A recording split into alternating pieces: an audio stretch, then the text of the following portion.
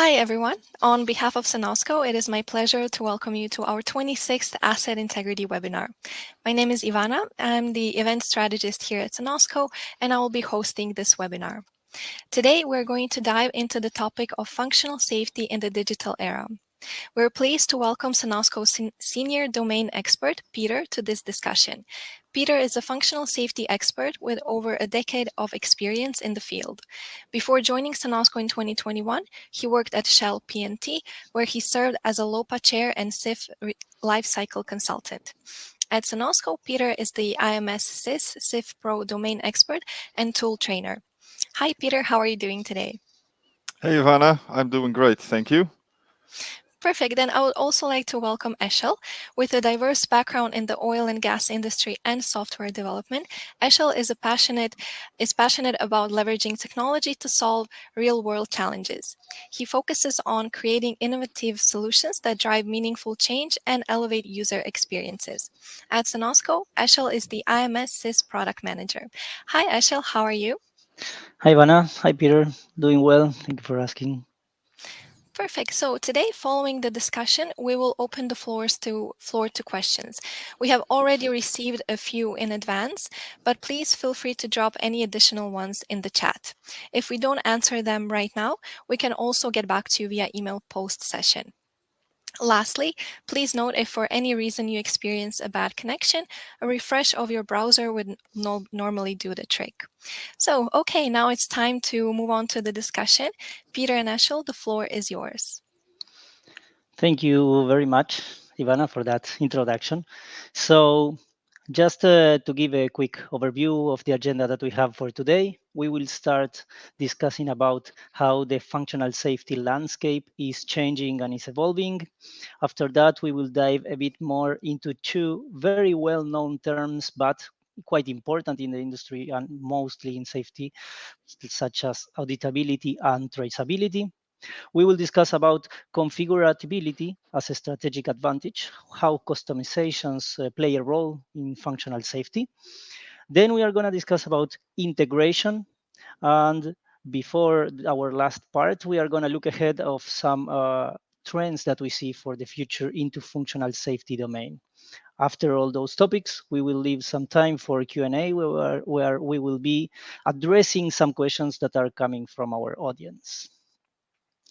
So let's start with the first topic, which is how functional safety landscape is evolving and how is it changing. So Peter, you've seen that many companies today struggle with what we call the traditional safety process. So can you talk about how this is changing in the industry? Yeah, sure. So one of the biggest shifts is that functional safety is not no longer just an engineering task. It's a business critical process. Regulations are tightening globally, and companies are expected to prove compliance throughout the life cycle, throughout the whole life cycle. So from that means from hazard assessment to decommissioning. And maintaining such a vast amount of data that is involved in the safety lifecycle, so you can think of hazard documents, LOPA documents, equipment proof tests, etc., is actually a monumental task for any organization. And all this comes on top of an already challenging business environment where companies are forced to focus more and more on keeping operational costs down in order to stay competitive. So what we have seen over the past decade or so is that companies tend to shift to software solutions that do the work for their functional safety staff by integrating all these different processes into a common software tool that can then be used to customize per engineering role, helping engineers focus on what is important for them. So in other words, make their functional safety staff more efficient by using a smart IT solution for all these different safety lifecycle processes. Yeah, that's correct. And I mean, these solutions that are in the market, yeah, they need to be more comprehensive. It's not just a regulatory issue that they need to be compliant with some normatives, but due to this evolving of the industry, where they need more things to be bound together, the traditional systems or the traditional softwares that we are used to see widely in the industry, but at the same time are quite disconnecting with each others, are no longer a solution for those companies, right? Yeah, exactly, Eshel. So I think many of our customers came to realize that traditional tools do not really cover their needs when they need to scale. So maintaining that vast amount of data that is involved in the safety lifecycle across those different disciplines involved, and that are all using different IT solutions, it is just not sustainable. At least if as a company you want to be in control of your safety lifecycle and want to work this safety lifecycle efficiently at the same time. So having multiple software tools to service your safety lifecycle typically has its challenges when it comes to auditability and traceability. Also, as revision management and data flows from one process to another is not enforced consistently. So overall, you can see that once you start scaling, dealing with large amounts of data, all these different IT solutions um, do not seem to work for companies anymore. And additionally, using these IT tools to service SIS lifecycle, the SIS lifecycle typically also comes um, with loss of efficiency. So by that I mean manual linking or migrating information from one software tool to another. Um, or lose loss of efficiency because you have multiple different software tools, so that need different people with different skills, and so you will lose efficiency there as well. And proceduralizing revision management and data flows consistency across these different software tools also leads to loss of efficiency. So it's not just a case of complexity, increasing complexity with the increasing amount of data within the SIS lifecycle, but also at some point it's just not efficient to work all these different software tools anymore. And in my view, an efficient safety lifecycle software should enforce consistency also, with while at the same time providing auditability and traceability capabilities for all the lifecycle documents, such as HAZOPs and LOPAs that are, all supposed to be maintained within a safety lifecycle software tool. Yeah, that's correct. And you just give me the perfect sentence to continue with our next topic, because you are talking about consistency, which is quite important, right, in the safety industry.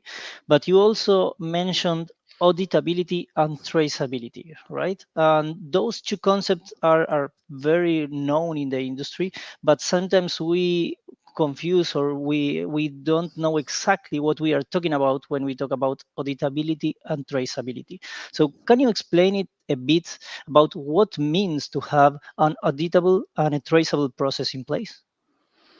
Yeah, of course. So auditable and traceable are two words that will pop up all the time when working the safety life cycle. So in high risk industries such as oil and gas, chemical processing, power generation, safety instrumented systems serve as a critical layer of protection against hazardous events. Uh, the design of those critical protection layers, the implementation, the maintenance of these systems all follow a structured approach defined by the SIS lifecycle, and that is outlined in IEC 61511 and IEC 61508 standards. I'm sure most of our audience is familiar with that. But one often underemphasized and yet vital component of this life cycle is auditability. So to come back to auditability, yeah, auditability refers to the capability to systematically track review, and verify any decisions, actions, and data throughout the life cycle of a system. So, in the context of the safety life cycle, auditability ensures that all phases from hazard analysis to decommissioning are traceable, documented, and compliant with applicable safety standards and regulatory requirements. So, in essence, auditability enables stakeholders to answer key questions. And so, questions such as was the hazard and risk assessment done correctly? Were the safety integrity levels or the SILs determined and implemented appropriately? Are there any changes to the system that are tracked and justified? Or is the maintenance performed as required and are failures properly recorded? All this has to do with, auditability and the enablement for stakeholders to answer such key questions.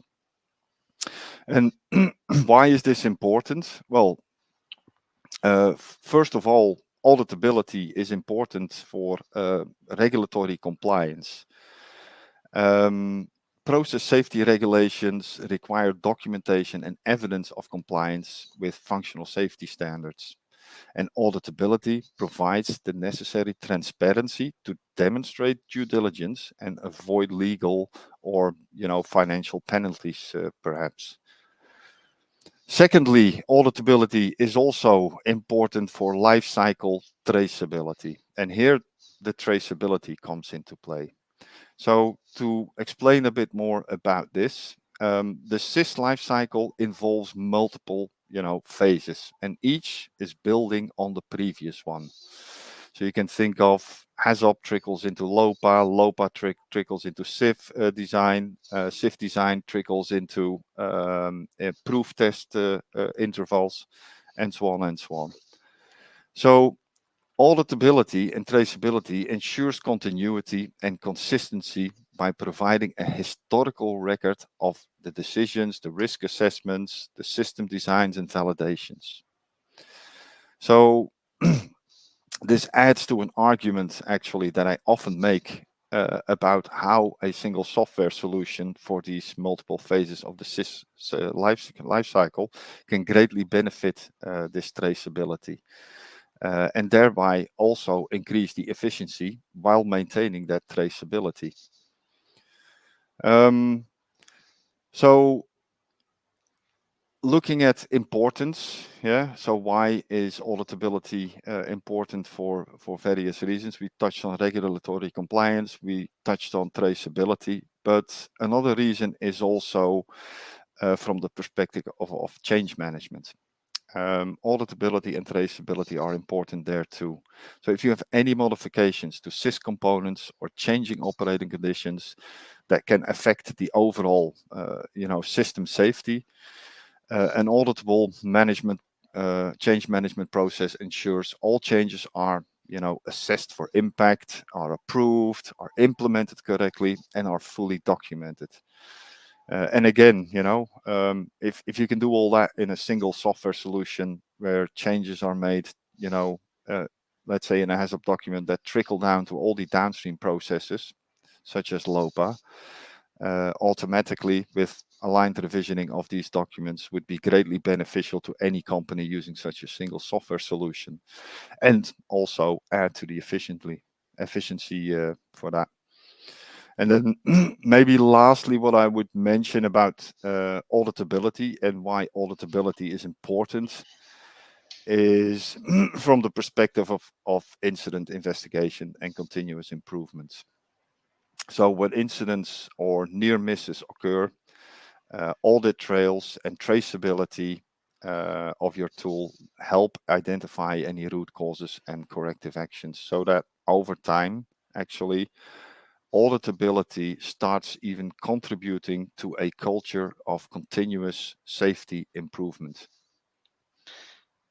Okay, thank you, Peter, for that very nice explanation.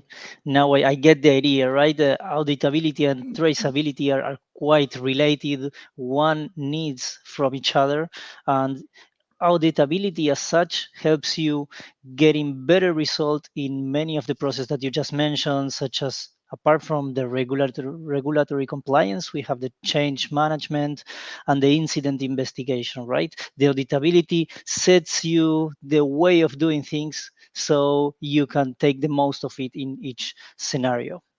But this is like what you have to do. However, there's always the question about how to do it, right? So if you could condense the best practices that usually you would recommend to enable a customer or a company to be auditable, so which would be those best practices?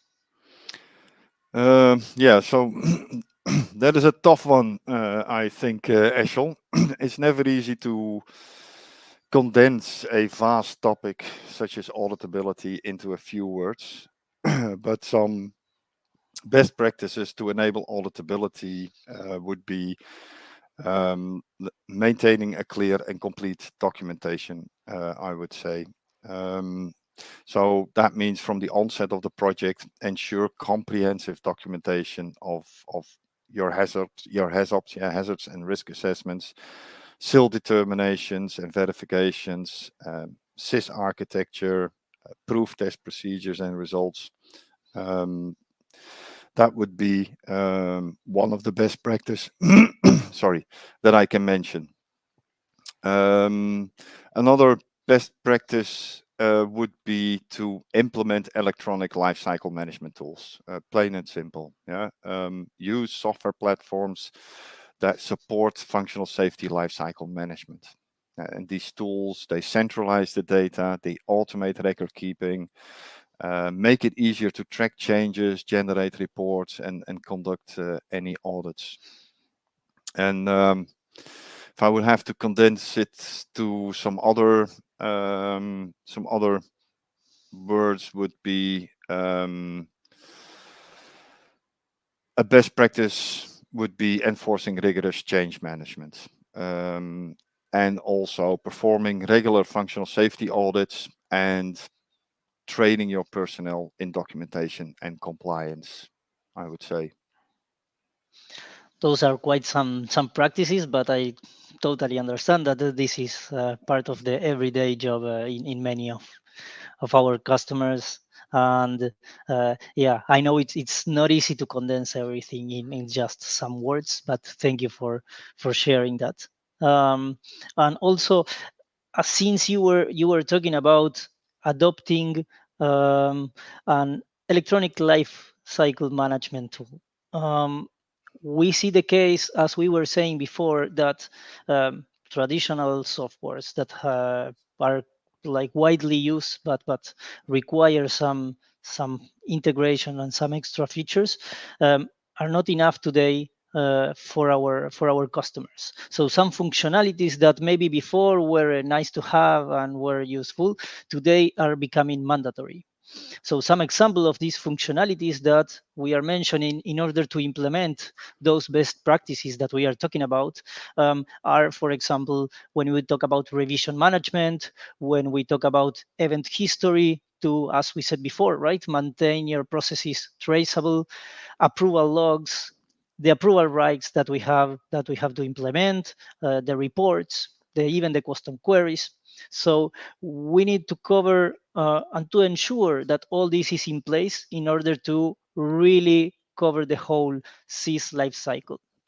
So, for example, many engineering companies that are relying today in our tools and even in some other software tools, right, need these features in place in order to track every change, generate report along the way, and maintain their processes traceable and auditable. Yeah, so I would agree to that, Eshel. So another topic that we are confronted with a lot in Cenosco while talking to our customers is customization of our tool. So I know that when it when you say customization, some of my peers may wonder why customization. Yeah, if there is standard that is set globally. So I'm might be interested also then in your view. Yeah. So how do you, as you know, you're the Cenosco IM Assist product manager. How do you deal with this customization inside this, standards that are basically set in stone, more or less? Well, that's a really good question, and the truth behind this is that there is no black and white, right? Um, it, let me explain a bit more this. Um, every customer, every site is unique. So they have their own processes, they have their different assets, they have even different templates, different way of working. So every time you have to assess how to implement a new software, it's a trade-off. So the software has to be, let's say, flexible enough, but has to be rigid as well. So if you oversee those way of workings or those processes, you might either need to work it around with some other way of working, or you are missing critical risks. So as I said before, the software has to be consistent enough to provide some ground rules for our users, but at the same time we need to have some level of flexibility or customization sometimes in order to adapt the way of working to be able to fulfill the tool that the site requires in place. Okay, so what you are saying is basically that the safety lifecycle in IEC 61508 and 511 is standardized, but the way that you achieve compliance to that can be different depending mostly on things like legacy IT infrastructure, legacy templates, and a legacy way of working, maybe even on those different production sites. So I can imagine that is quite complex for you as a product manager. Because not a single production site will be set up with the same legacy IT infrastructure. Uh, they you will use these different templates. Every company will, through time have their own way of working, of doing things to achieve this compliance. So that means that you really have to put yourself into the shoes of those users to understand, what the needs of those users are then, and to provide, a best in class software for them. So how do you manage that from from a product side?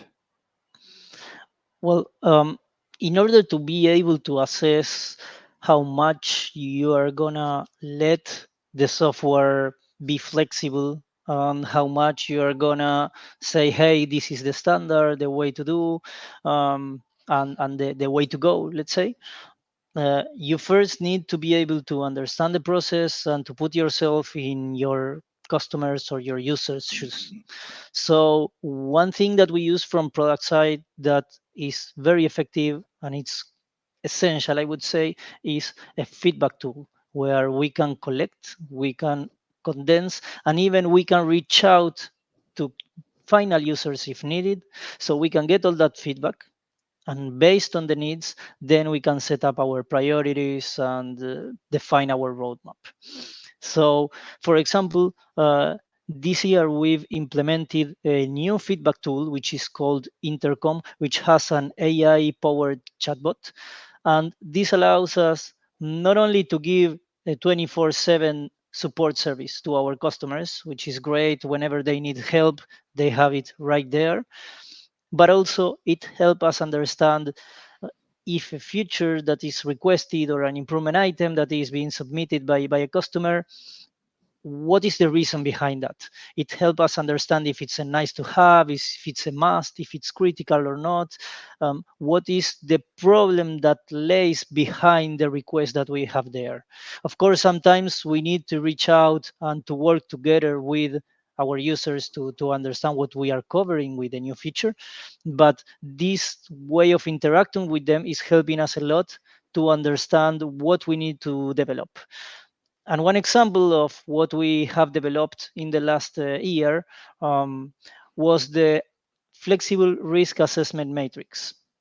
So we found out that some of our current customers have a way of assessing risks that were not exactly identical from each other. So they needed a different matrix in place that aligns with their company strategy, with their company standards. So the way we developed this risk assessment matrix, we enable our users to define their own number of columns, rows, colors, tolerability criteria, text, whatever they want to define in their risk assessment matrix. So we provide them the flexibility to be able to create their own metrics. But at the same time, we are enabling them to standardize the risk across the whole site, across the whole assets that they have. So since we are discussing a bit about new development and things that are coming, something that I've also seen a lot in the market that is being developed and it's working on upon are integrations with all kind of different softwares. So we cannot talk about safety, functional safety in the software domain if we are not talking about integration. So Peter, how do you see these integrations shaping in the future? Yeah, so in order to achieve compliance with the safety life cycle as per IEC 61508-511, while not at the same time lose a lot of time with manual tasks by migrating and translating data from multiple IT systems into a SIS lifecycle software, integration has, it is essential at some point for any company. It is a tough nut to crack, though, for many companies, as well as I would say for many software solution providers. So earlier we talked a little bit about legacy IT infrastructure that you would have to tap into for this relevant safety lifecycle data. And the thing with legacy IT infrastructure is that, this data, it probably resides in different software, but also maybe different formats. It may come in different formats, so there might not be immediate connectivity between the source format and the destination format. The data that you need might even reside on a different IT network layer that is not normally accessible due to security reasons. So you might also have trouble getting to the data, maybe. So there is quite a bit of complexity involved already from the IT side. So that being said, yeah, with all this complexity in IMSS, we do have an API developed to push and pull data from external sources. And a good example is the API that we use to push and pull relevant data from SAP to and from IMSS. So there you can think about testing schedules or proof test due dates, proof test results, site hierarchy, equipment data that can all be either pushed and pulled between IMSS and SAP. So there are APIs within Cenosco to push and pull data from certain CMMS systems. So, and also once this link with SAP is established on scheduling, testing schedules, proof test due dates, and so on and so forth, you can already do some amazing things with the data that you are exchanging then between these different systems. IM Assist comes built in as a standard with features such as customizable reports and customizable dashboards that you can then utilize to analyze these proof test results from other sources and measure it against the equipment key performance indicators such as dangerous and safe failures in sys equipment. So that is one example of two different system software solutions exchanging some KPI data, some sys lifecycle KPI data. But of course, the SAP link is not the only source of data that you would like to tap into, as there are other sys KPIs that you may require a link to active, or live process data.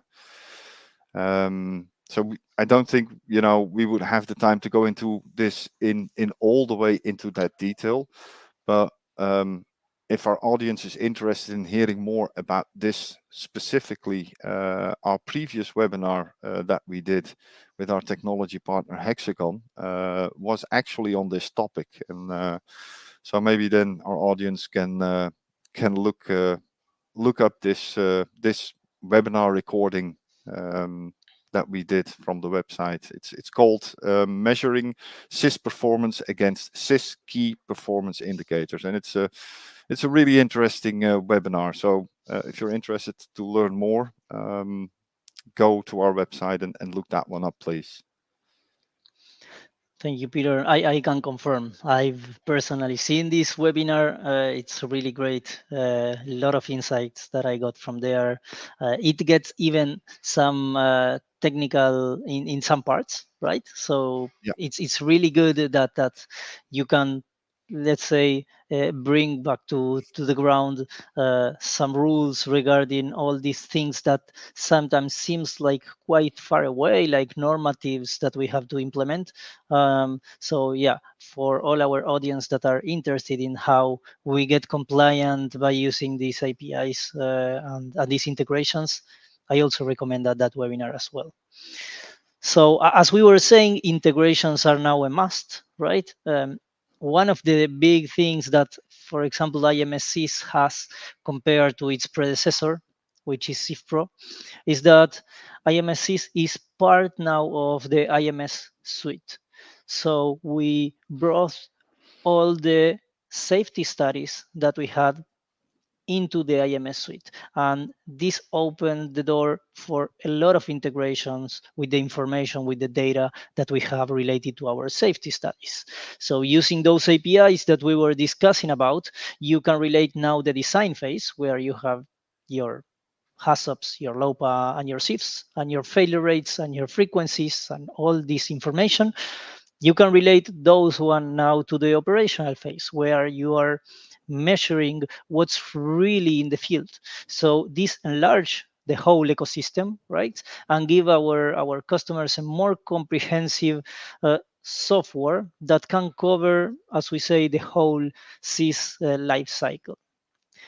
So another features that was adopted in IMSCs, particularly when the safety part or the safety instrumented system part was included into the IMS suite, was the dynamic forms. And this is a features that is used by many of our users around the globe.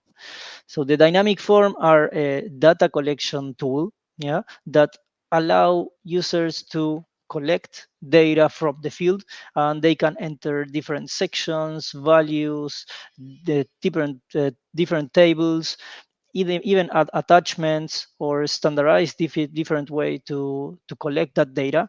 And the most important thing is that you are getting categorized data. Now you have a certain structure, a certain format for that data that allow you to then crunch it better, clean it, make dashboard with it, and a lot of capabilities that dynamic form bring into play. So this is an extremely powerful and useful tool that today our IMS SIS users have at the top of their hand. So for example, when we talk about this implementation of dynamic forms, the most common case that we have is the proof test in place, right? So imagine that you have the valve and you are testing that valve, and automatically the proof test records that you are getting from the fields are flowing and are going into sync in real time into your maintenance schedules. So that's how our customers are getting more and more from our software. They can dashboard this information. They can get actionable insights, and this is for sure the direction where the software and the whole industry, right, is evolving to get real-time data from the field in a categorized way. So as we said before, integration is not anymore just a nice to have. Yeah, it's essential for maintaining an up-to-date auditable safety process in place. Yeah, So I fully agree. yeah, sorry, go ahead, Peter. No, I fully agree with everything you just said, Eshel. I'm very enthusiastic about these dynamic forms, and all the capabilities and all the nice things that you can do then with the live data coming from that you are collecting from your proof tests, for example, as that example that you gave, and how you can, after digitizing that data, because basically that's what these dynamic forms do. They digitize your proof test results to a very granular detail is what they do that. um, that means that you've got digitized data now to analyze and to start processing and measuring against KPIs. So that is absolutely a wonderful addition to the IMS sys tool. Yeah. That's great to hear. And as we said, this is the now, right? This is what our users already have available in the software. Yeah. But if we have to look more into the future regarding functional safety area. So, what do you see as main trends in the future, Peter?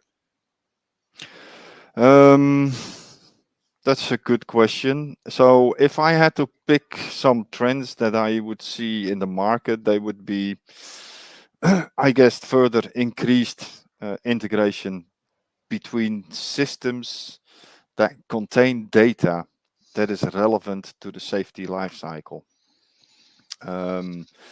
So IEC standards mandate that any assumptions made in the design process on parameters such as failure rates, demand rates, etc., are verified against real life data. Um, so the information needed to do this is then typically residing not in the same software tool um, that you have for your sys lifecycle. So you need to access different databases to get access to this data. So to make sense also of that data in an effective manner, you will also have to start labeling the data, filtering it, processing it in order to compare it against the functional safety KPIs such as failure rates and demand rates. So increased integration to collect all that data, to process that data, to make sense of the data and to visualize it in such a way that it would help your engineers be more effective and more efficient in their daily jobs. That is something that the industry is definitely going to. It's not a it's a complex endeavor, I would say, but because all of this extra activity that you need to do, label and filter and making sense of it, even that it's complex, it's a one-off almost. Yeah, it's for the most part it's a one-off. You have to put that time in there, that effort in there once to put all this data in a system where it's condensed, where the data is labeled and processed. But yeah, so it's complex, it's time intensive as a first off, but it is something I see in the coming years, already now, actually, not just in the coming years, I see everybody moving into that direction, all our customers. um, and a second trend that I actually already see upcoming from there. So this would tie into this integration. Yeah, it's like the second trend that I see upcoming is a follow up, basically, of the first one that I mentioned, of this increased integration.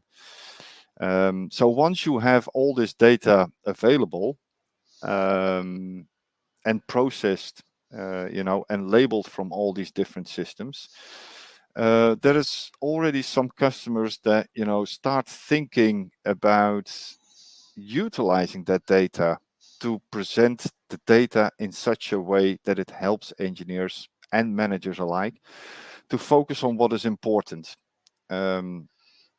for for their jobs, or for their job in functional safety. So by that I mean, what is important for a manager when it comes to functional safety can, for example, be different than what is important for an engineer. So if you have the right data, you have the right data quality also available through this labeling and this processing of all this data. You can, for example, provide a plant manager with a risk heat map of his plant.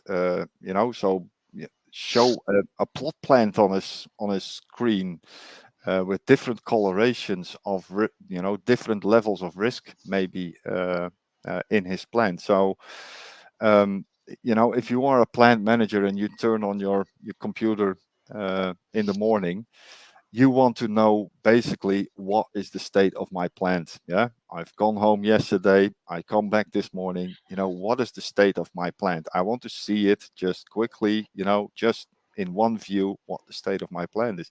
And you can start thinking about these plot plans and these dynamic risk colorations to provide that kind of information to a plant manager. It's maybe not the same information that an engineer or a maintenance technician would be interested in. But these are the kinds of, if you have the proper data, you can do so much with it to improve the efficiency and effectiveness of all these different people that are involved in the sys life cycle from all these different levels. So there are many more examples that I can give, but I don't think we have the time for that. But those are the two main ones that I see, Eshel. I would add one more, if you allow me, to the Yeah, sure. trends. Go ahead. So I also agree with you, right? This integration is a trend that we see more and more, and even today we are seeing many industries, many companies in the industry adopting these workflows and this integration with data coming from the field to retrofit all the safety studies that we have and monitor in real time. um, but another trend that I would say is almost essential in order to achieve this, would be the cloud-based technology. Yeah, I've mentioned it in a webinar, in a previous webinar also that I did here. Cloud-based technology is getting more and more popular. It has numerous advantages. It allows you to work collaboratively in different places of the globe, right? So, for example, it happens a lot that maybe the engineering part is done in a different place rather than the operational phase, right? So you need those teams from different even countries working together at the same time in the same place. So this cloud technology is the one that allows this to have everyone working in a unique place, secure, but at the same time accessible to all the stakeholders. So this is something that we mentioned before, right? And another reason why cloud-based technology is getting more and more trendy is also because even we have today cybersecurity standards, right? We have IEC 62443, which is talking about how to be compliant regarding cyber attacks and hacks. And this cloud-based technology is the one that gives the DevOps teams and even the IT team from the companies to be ahead of the curve, to stay compliant, and to have everything that they need in order to ensure the security for the whole IT infrastructure of the company. So, having said that, I think we could jump to our next section, right? The Q&A. Yes, thank you, gentlemen, so much for this insightful discussion on the present and future of functional safety. So that brings us to our final section, the Q&A. So Peter, can I ask you a question? Can you please give us a real-world example of how poor traceability led to safety or compliance issues? Yeah, thank you, Ivana. So a real interesting question there.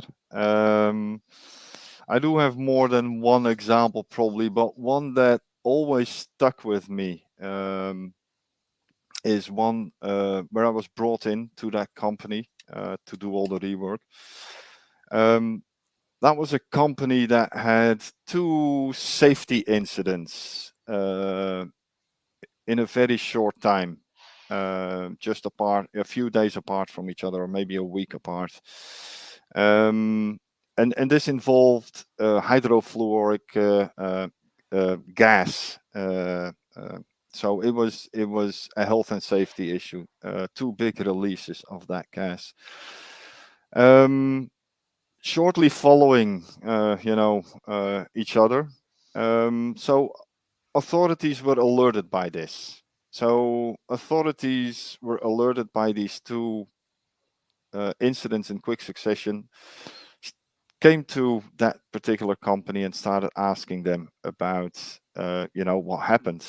Um, and it appeared that in both cases, a valve that needed not the same valve actually, but different valves that needed to close, didn't close fully, and led to this loss of containment of hydrofluoric gas. And so when the authorities start digging deeper, they say, well, are you testing this equipment? And they say, yes, we are testing it, let's say once every 4 years, we are testing this valve. And then the next question was, is that enough? Are you testing enough then? And that's basically where they got stuck, because they were testing that valve once every 4 years just because somebody told them to do that. But they didn't know why they were doing it once every 4 years. They were, they didn't know, they didn't have a, auditable and traceable, source of why would you do it once every 4 years? Why not once every 2 years? It was just once every 4 years because they've always been doing that. So they missed a whole auditable and traceable path that told them why you should do it once every 4 years. And because of that, the auditors basically said, "Well, you're not in control. Of your safety system. You're doing the right things, but you're not. You don't know if you're doing it enough because you have no auditability and traceability there. So start over from scratch again."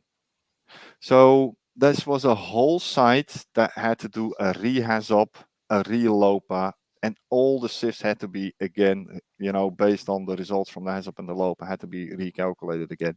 It was a massive effort. It cost them a lot of money, and they had to do it quickly because the authorities threatened to close it down if they didn't complete it within 1 year. So big stress, big money loss, big risk for a company, if you're not auditable and traceable in your, SIS life cycle. So that would be the one that stuck with me, Ivana. Well, thank you for that, Peter. Great answer. And I think we have time for one more question. So maybe Ashel, for you, what would you say? How do integrations improve the quality and reliability of SIS KPIs? Well, if we have to talk about CIS KPIs and how how do we measure them, and if they are we have good quality in place, or they are reliable.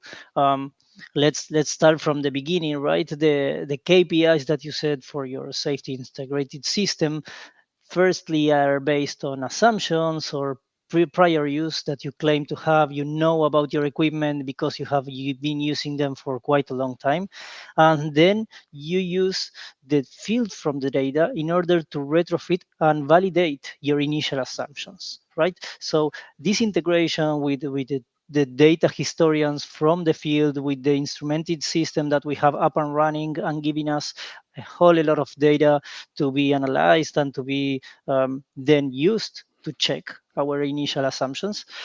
When we use APIs and other automated tools, we firstly reduce the amount of human work there, and we also reduce the possibility of error, right? Because we are not migrating manually from one place to another. And this is why when we use this kind of integration with SAP, with instruments coming from the field, then we are not only improving the quality of the data that we are having, but also it's more reliable because we are less propense to commit errors. Perfect. Thank you so much, Eshel, for that response. And I think with that, our time has run out. So thank you again. And for all the viewers watching, thank you for your time as well. If you are in the area, we actually have a Reliability, Integrity, and Functional Safety Summit happening in Cologne, Germany on September 29th. So we would love to see you there. You can register on our website. Please take note that this webinar that you just saw today will be available to download shortly. And lastly, before we go, I would like to mention that we already are planning our next webinar on driving successful adoption of asset integrity software, which is happening on September 9th next month in collaboration with MaxGrip. So once again, thank you all and have a great day ahead. Thank you. Thank you.